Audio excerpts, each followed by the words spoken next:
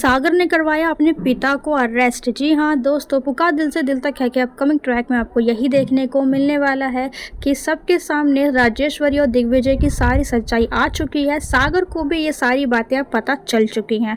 अब भैया सागर तो शुरू से ही इंसाफ करने वाला इंसान ही रहा है। उसको ये नहीं था कि भैया वो मेरी डैड हैं या वो मेरी दादी है या वो मेरा कोई रिलेशन लगता है किसी इंसान के साथ, तो मैं थोड़ा सा उनकी तरफ झुकाव होगा।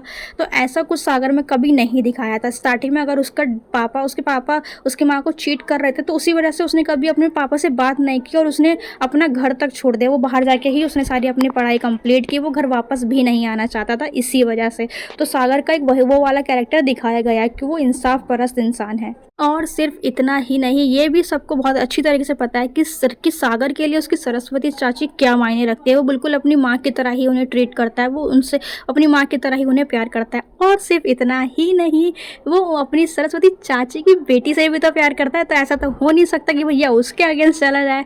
खैर, ये तो एक फनी वाली बात हो गई, लेकिन सागर यहाँ पर अपनी चाची को और अपनी प्यार और अपनी बेस्ट फ्रेंड दोस्त उनको इंसाफ दिलाते हुए नजर आने वाला है। सागर यहाँ पर खुद ही पुलिस को लेकर आएगा और अपने पापा और अपनी दादी को अरेस्ट करवाएगा। वहाँ पर दिग्विजय उससे ही कहते हुए नजर आएगा कि भैया तू अपने ही पाप को अरेस्ट करवा रहा है, तू मुझे अरेस्ट कैसे करवा सकता है। थोड़ा सा इमोशनल होने की कोशिश करेगा, इमोशनली उसे बेवकूफ़ बनाने की कोशिश करेगा, हम ये भी कह सकते हैं। लेकिन सागर महेश्वरी को इतनी आसानी से आप बेवकूफ़ नहीं बना सकते, भले ही आप दिग्विजय महेश्वरी क्यों ही ना हो। सागर अपने पिता राजेश्वरी और हिम्मत, क्योंकि ये भी इसमें ही इन सब में इंक्लूड था, इसलिए इन तीनों को ही अरेस्ट करवा देगा।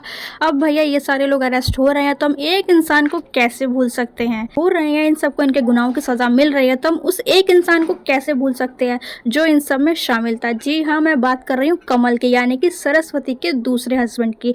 उनकी भी अच्छी खासी ही गलती रही है इन सब में। भले ही वो एक कमज़ोर इंसान था, वो नहीं कुछ कर सका, नहीं सच्चाई बोल सका, लेकिन कमी उनकी भी थी। इसीलिए वो आएंगे सरस्वती के सामने, सब कुछ कन्फेस करेंगे और माफ़ी भी मांगेंगे। लेकिन सरस्वती माफ़ नहीं करेगी, क्योंकि यहाँ पर बात उसकी बेटियों की, उसके हस्बैंड की थी।